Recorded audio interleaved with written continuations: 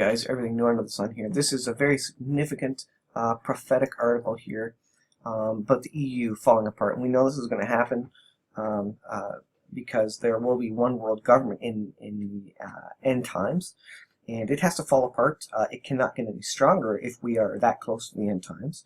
So we are looking for it to fall apart, and we're looking for pretty much all countries to fall apart effectively and have massive economic troubles. And this one is in relation to the migrant crisis, which is really pulling all the member states of the EU apart. Day the EU fell apart. This is from express.co.uk. Leaders ripped chunks out of each other on worst day of migrant chaos. Now they're all putting up borders.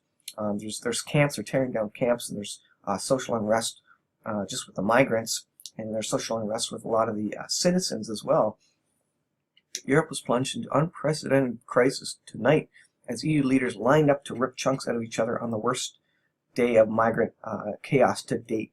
And you can see some of the camps here that they were started burning in social unrest, and they're trying to clear out these camps. And you see Merkel there. She is in being the leader of Germany and kind of Europe being the strongest country so far. There's a lot of weight on her shoulders to deal with this and to make something work there. As tear gas rained down on rioting migrants in Greece and France, bickering countries squabbled over who would take the blame for the spiraling crisis, which shows no sign of slowing. Once again, the cavernous divisions between different EU countries were laid bare for all to see, with Angela Merkel angrily defending Germany's role in the chaos and amid sniping from other member states.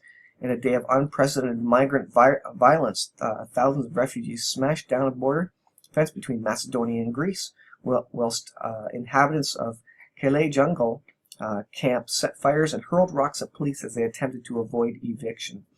So the police of these countries is really cracking down on the migrants, trying to do something about them, and the migrants are just losing it. They've got nothing left to lose, so they're literally losing it.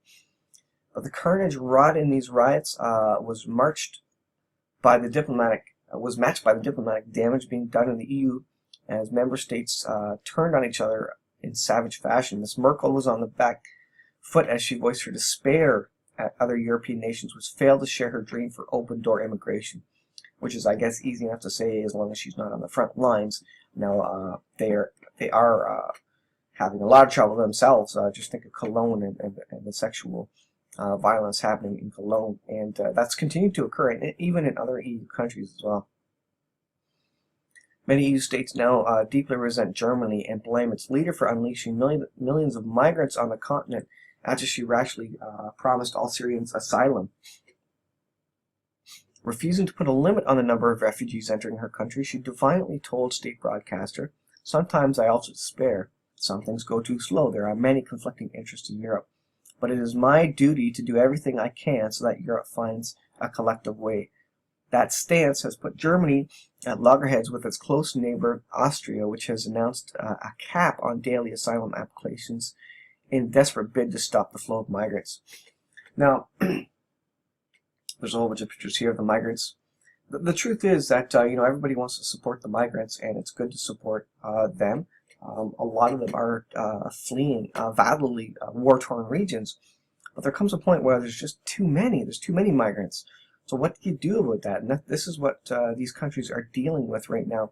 How do you deal with so many migrants flooding into your countries, overwhelming your medical resources and your economies? The economies are already doing bad. So these countries just can't handle it. Otherwise, everybody has to take a massive haircut. And it's a hard decision.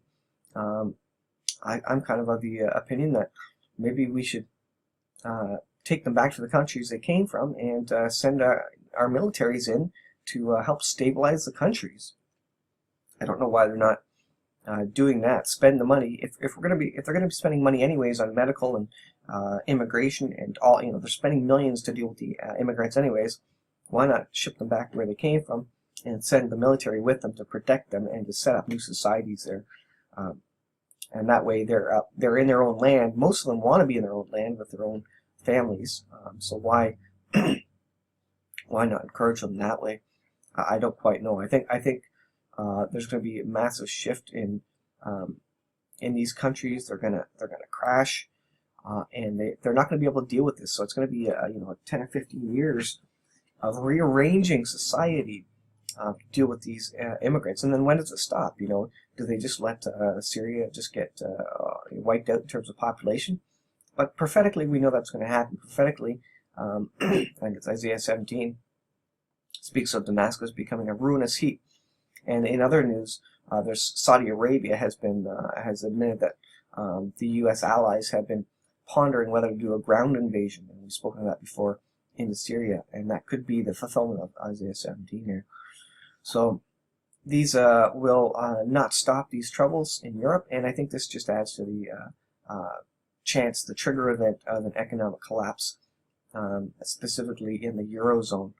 So look out for this. This is what's going to be the straw that breaks the camel's back. I don't know, but I don't know how they can withstand this. I don't know how the economies can withstand this. I just don't know how the economy stands up with all this trouble going on. It has to collapse. We are in debt far too much. The fiat currency is almost dead, and we're seeing that with the way the stock markets are going, the volatility, and the derivatives that are ready to topple over. We just don't know when exactly it's going to happen. The whole world is bankrupt, and we need to start from zero again. Central banks know that, and they have that in their planning, because a fiat currency is not going to last forever, so the central banks know it's going to crash. But when that happens is another story. And how orderly is the crash? So pay attention to it, and I'll bring you updates as I see them. Thanks for watching. Please subscribe, and we'll see you in the next video.